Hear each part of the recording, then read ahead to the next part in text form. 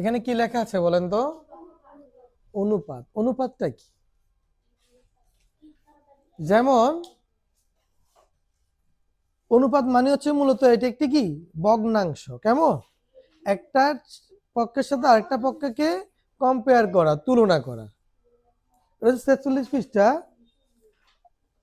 এখন আগে অনুপাতের মূল বিষয়গুলো আগে বুঝেন। যেমন আমাদের জাতীয় পতাকার অনুপাত কি? 10:6। এই 10:6 মানে কি? 10:6 মানে বুঝায় দৈর্ঘ্য যদি 10 মিটার হয় প্রস্থ হবে 6 মিটার, আর দৈর্ঘ্য যদি 12 মিটার হয় তাহলে প্রস্থ কত হবে? বা দৈর্ঘ্য যদি 20 মিটার হয় প্রস্থ কত মিটার হবে? দৈর্ঘ্য 10 হলে প্রস্থ হচ্ছে 12।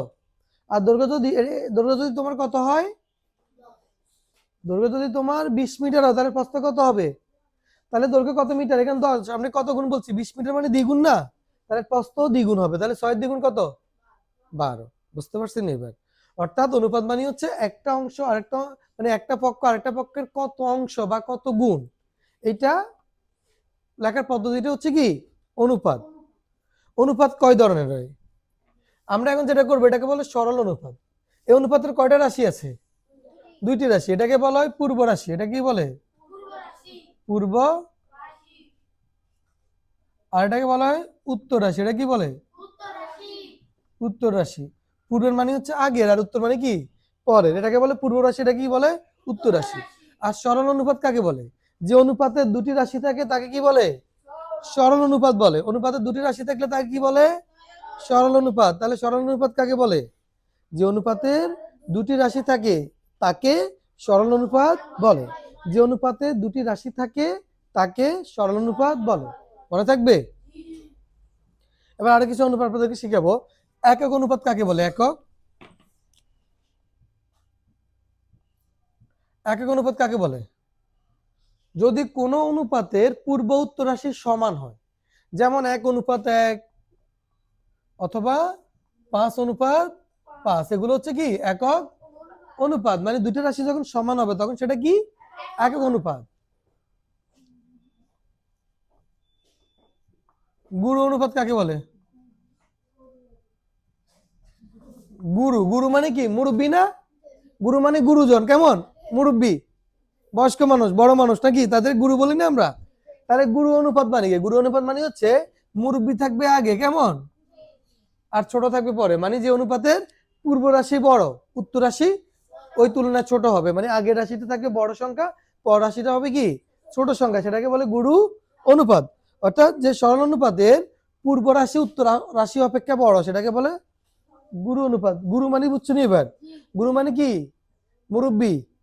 মুরব্বী না? তো মুরব্বী কোথায় থাকবে? আগে থাকবে নাকি ছোটরা আগে থাকবে?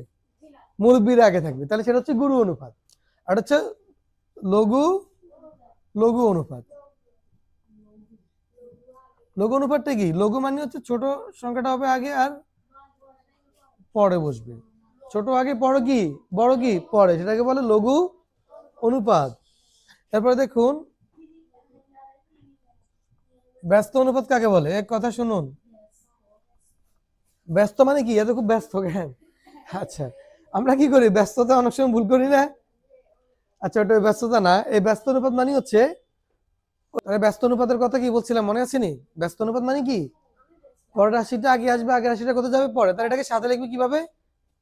যদি কোনো সরল অনুপাতে উত্তর রাশি বসবে পূর্ব রাশিতে এবং পূর্ব রাশি উত্তর রাশি ধরে যে অনুপাত পাওয়া যায় তাকে ব্যস্ত অনুপাত বলে। আরেকটা আছে, ওটাকে বলে কি মিশ্র অনুপাত। ওটাকে কি বলে? মিশ্র অনুপাত, ভগ্নাংশ না। কথা বুঝবেন আগে। মিশ্র কি অনুপাত? মিশ্র অনুপাতটা কি? মিশ্র অনুপাত হচ্ছে, ধরুন এখানে আছে কি 1:5, আর একটা হচ্ছে 2:3। দুইটা অনুপাত, এখানে কয়টা অনুপাত? তাহলে এই অনুপাতের পূর্ব রাশি কি? এই অনুপাতের পূর্ব রাশি কি? আবার অনুপাত, এই অনুপাতের উত্তর রাশি কি? এই অনুপাতের উত্তর রাশি। অর্থাৎ একাধিক অনুপাতের পূর্ব রাশি দ্বয়ের গুণফলকে পূর্ব রাশি এবং উত্তর রাশি দ্বয়ের গুণফলকে উত্তর রাশি ধরে প্রাপ্ত অনুপাতকে মিশ্র অনুপাত বলে। তাহলে পরীক্ষা যদি আসে মিশ্র অনুপাত কাকে বলে লিখতে পারবা? কিভাবে লিখবা? একাধিক সরল অনুপাতের পূর্ব রাশিগুলোর গুণফলকে, হ্যাঁ, পূর্ব রাশিগুলোর গুণফলকে পূর্ব রাশি এবং উত্তর রাশিগুলোর গুণফলকে উত্তর রাশি ধরে প্রাপ্ত অনুপাতকে মিশ্র অনুপাত বলে। মানে আগের গুলো সব একসাথে মিক্স করে ফেলে, পরের গুলো সব একসাথে মিক্স করবে। তবে এখানে কি করতে হবে? গুণফল নির্ণয় করতে হবে, মনে থাকবে। এখন আমরা মূলত হচ্ছে প্রশ্নগুলো সমাধান করব। প্রশ্নগুলো সমাধান করবো। আমরা 10 নং থেকে সমাধানটা শুরু করব। আপনারা যেগুলো লিখছে এগুলো আগে লিখে ফেলেন, তারপর সমাধানটা করাচ্ছি।